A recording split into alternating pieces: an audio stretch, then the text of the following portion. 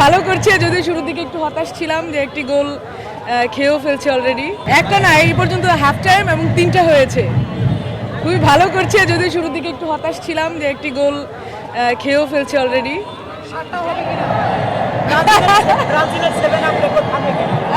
বলা যাচ্ছে না, এখন পর্যন্ত 3টি বলা, হাফ টাইম পরে আরো 4টি হয়ে যেতে পারে। অনেকের দগদগে স্মৃতিকে জাগিয়ে তুলতে পারে, হয়তো দেখা যাক কি হয়। না না না, কখনোই ছিল না, সবসময় জার্মানি করতো, সবসময় জার্মানি ছিলাম।